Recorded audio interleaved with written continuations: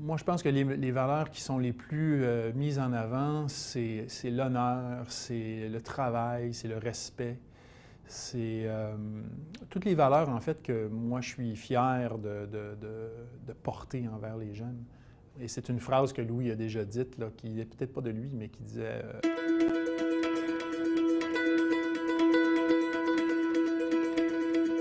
Notre rôle au Centre national, c'est de former quelquefois des champions, mais surtout on forme toujours des êtres humains.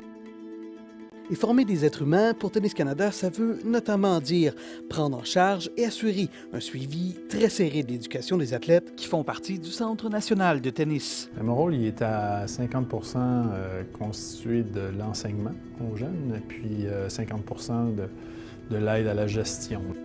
Et la pierre angulaire de suivi, c'est le professeur André Barrette. Tout ce qui a trait au tennis, c'est évidemment les entraîneurs, mais tout le reste, ça passe par moi. C'est une personne ressource que on a une petite question, on va lui poser, puis il est capable d'y répondre. Puis ça, c'est rassurant, je pense, pour l'étudiant, mais un athlète aussi qui est souvent confronté à des difficultés. Puis on n'a pas accès à des professeurs comme tous les autres étudiants. Donc d'avoir une personne ressource comme ça qui peut répondre autant à une question en français, en mathématiques, en sciences, c'est vraiment inespéré, là, je pourrais dire. Alors l'objectif, quand les élèves arrivent au Centre national, c'est de les maintenir dans la même année scolaire que leur cohorte naturelle. Donc à ce moment-là, on maintient leur éligibilité pour les universités américaines intactes et ils peuvent accéder à la fin de leur cycle scolaire à la NCAA. Et là, ils ont le choix, soit d'aller vers les professionnels ou se tourner vers l'université. Évidemment, on a fait nos preuves. Ici, il y a plusieurs élèves qui ont accédé à des universités américaines ou à des choses qui sont très intéressantes au niveau académique. Au fil des années, Tennis Canada a vu plus d'une vingtaine d'athlètes qui se sont fait offrir des bourses dans des universités américaines prestigieuses comme UNC, Columbia et Stanford. Ce sont des statistiques impressionnantes quand on considère la complexité de la gestion de l'horaire d'un étudiant athlète. C'est sûr que d'essayer de concilier les études avec le tennis, c'est difficile. En fond, c'est 2 jobs à plein temps qu'ils ont. Les membres du Centre national de tennis passent environ 3h30 par jour en classe.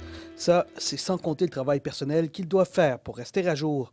Vous pouvez ajouter à ces heures, en moyenne, 5 heures d'entraînement physique quotidiennement, ce qui inclut le travail sur le terrain, mais également l'entraînement en gymnase. Ils y arrivent parce que l'horaire ici est extrêmement efficace. On n'a aucune perte de temps. La salle de classe est juste à côté du terrain, donc on ne perd pas de temps dans le transport. Et puis, comme les jeunes sont motivés, ils comprennent bien leurs objectifs, c'est pas trop difficile de les garder à jour. Ce qui est plus difficile, c'est lorsqu'ils sont sur la route. En moyenne, un joueur de tennis du Centre national passe entre 18 et 28 semaines sur la route. Parce que là, il y a des matchs, il y a des délais avant les matchs. Et ça, l'horaire sur la route, lorsqu'ils sont en compétition, c'est beaucoup plus difficile à concilier. Donc, on essaie de passer les gros morceaux ici à Montréal et ensuite, sur la route, ils ont un peu plus d'air pour se concentrer sur leur tennis. Même si le tennis a une place centrale dans le développement des athlètes, André Barrette n'a pas de difficulté à faire reconnaître l'importance des études auprès des joueurs, mais aussi des entraîneurs. Non, mais c'est pas une bataille, c'est une négociation, puis on y arrive très bien, ça se fait dans l'harmonie. Je pense que d'avoir à concilier les deux, bien, on apprend à être plus organisé, on apprend à voir c'est quoi nos priorités. Ces athlètes-là, en fait, sont des assez bons étudiants. Ils font partie de la partie supérieure des cohortes, là. Ils sont très disciplinés, organisés, motivés.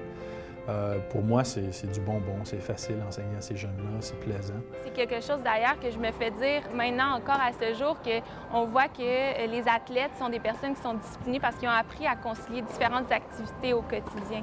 Les jeunes arrivent ici, il faut qu'ils s'organisent autant avec leur lavage, leur organisation, préparer leur bagage et tout ça.